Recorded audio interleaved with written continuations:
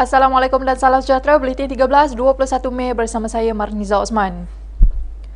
Kongres Nasional Tahunan Parti Keadilan Rakyat ke-9 akan diadakan di Dewan Sivik Petaling Jaya di antara 24 dan 25 Mei bertempat di Dewan Sivik Petaling Jaya. Kongres untuk semua pemimpin-pemimpin parti akan diadakan pada hari Sabtu 25 Mei. Manakala Kongres Nasional Tahunan Wanita PKR dan AMK akan diadakan sehari sebelum pada hari Jumaat 24 Mei ini. Sama seperti kongres-kongres sebelum ini, kongres kali ini juga akan dianjurkan bersama oleh Sekretariat Setiausaha Agong dengan bantuan pimpinan Negeri Selangor. Pesanan kepada Ketua Pengarang Utusan, hentikan kewartawanan tidak bertanggungjawab. Jadilah wartawan yang menjunjung etika kewartawanan. Jangan gadaikan masa depan utusan untuk kepentingan sendiri. Jangan jadi wartawan resis. Demikian adalah kata-kata yang dipetik dari kain rentang bekas wartawan kanan Utusan Malaysia Hatta Wahari yang hadir sendirian di Ibu Pejabat Utusan Melayu Malaysia Berhad petang semalam sebagai protes terhadap akhbar itu yang didakwa resis dengan laporan berita berbau perkauman serta memihak kepada UMNO Barisan Nasional. Protes dibuat Hatta bagaimanapun mengundang ejekan kaki tangan utusan yang keluar beramai-ramai di hadapan Ibu Pejabat Akhbar Bahasa Melayu itu di Jalan Chan Saulin di Ibu Negara. Beliau yang bertugas lebih 15 tahun dengan Utusan Malaysia berkata, akhbar tersebut lari daripada perjuangan asal sebagai suara majoriti rakyat Malaysia, tetapi sebaliknya kini hanya menjadi alat pihak berkepentingan dengan tidak mengamalkan etika kewartawanan sebenar. Tambahnya, apa yang berlaku terhadap Utusan Malaysia ketika ini sungguh mengecewakan dengan tahap kewartawanan yang rendah. Utusan ni owned by Malaysia sebenarnya, rakyat Malaysia. Pada tahun 1939, sebanyak 12,500 dikumpulkan pada rakyat Malaysia. Bukan setakat satu bangsa aja, rakyat Melayu, orang Cina pun mengumbangkan sebanyak 12,500 untuk cetakan pertama Utusan Melayu. Itu bukan Utusan Malaysia, Utusan Melayu. Dan base pada tahun tu, itu yang tunjuk Utusan Melayu Malaysia Berhad. Utusan Melayu Malaysia.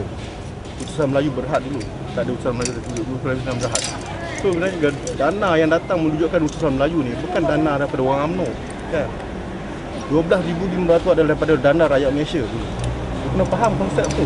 Kalau kita tak belajar sejarah, kita tak tahu Utusan Melayu UMNO punya. No. UMNO hanya ambil alih pada tahun 1963 something lah, saya ingat. Itu. 63 baru dia ambil alih. Sebab tu ada pada 1963 ada mogok utusan besar. Yang utusan lumpur sebanyak 93 hari tak boleh dapat terbitkan paper. Hatta berpandangan, media seharusnya menjadi milik masyarakat supaya ia mampu benar-benar berkhidmat untuk mereka dan bebas dari cengkaman parti politik.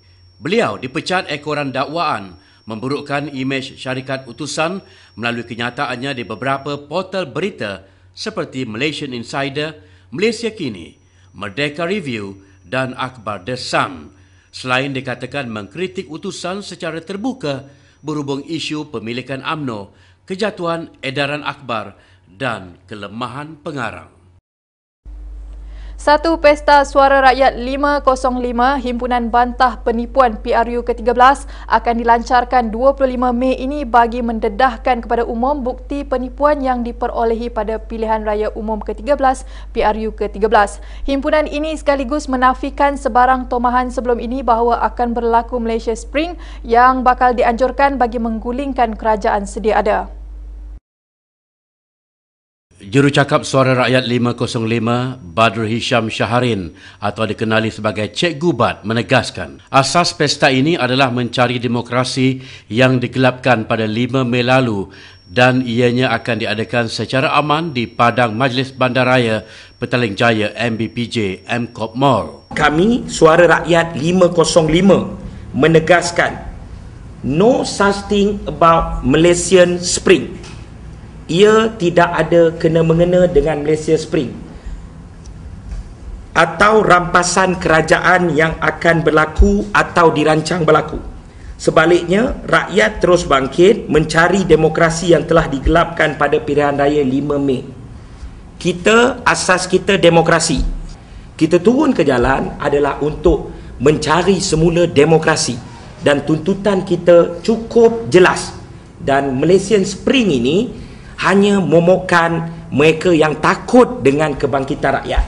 Jelas Cikgu Bat, Suara Rakyat 505 yang dianggotai hampir 48 badan bukan kerajaan NGO ditubuhkan dengan 3 teras utama iaitu mendesak supaya pengerusi dan ahli jawatankuasa Suruhanjaya Pilihan Raya SPR perlu meletakkan jawatan serta-merta disebabkan kegagalan menguruskan PRU13 secara telus. SPR baru juga perlu ditubuhkan di bawah bidang kuasa parlimen dan pemilihan jawatan kuasa melalui persetujuan rakyat secara majoriti. Teras kedua adalah mengadakan pilihan raya semula di kawasan yang terbukti berlaku kecurangan pilihan raya tanpa mengira logo parti mana, sama ada Pakatan Rakyat mahupun Barisan Nasional. Sementara teras ketiga adalah menyokong sepenuhnya penubuhan Tribunal Rakyat seperti yang dituntut Gabungan Bersih bagi mendedahkan segala bukti dan penyiasatan terhadap PRU13 kepada umum. Turut dimaklumkan himpunan dengan tema pakaian hitam ini juga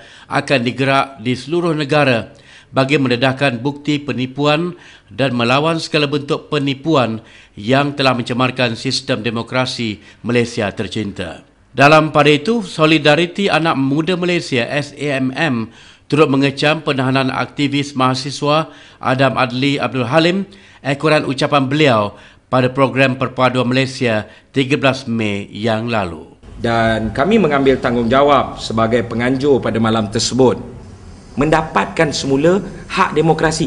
Adam word dia tu ialah dia kata kita akan turun bagi merampas bagi pihak rakyat. Dia bukan merampas. Kalau kita nak rampas kerajaan, saya rasa itu ramai tak setuju, dan saya rasa Suara Rakyat 505 pun berpecah. Dia kena faham dengan middle class punya mood dan sebagainya. Sekian Buletin 13, teruskan melayari www.selangorku.com untuk pelbagai paparan menarik. Saya Marniza Osman, dengan itu Assalamualaikum dan jumpa lagi.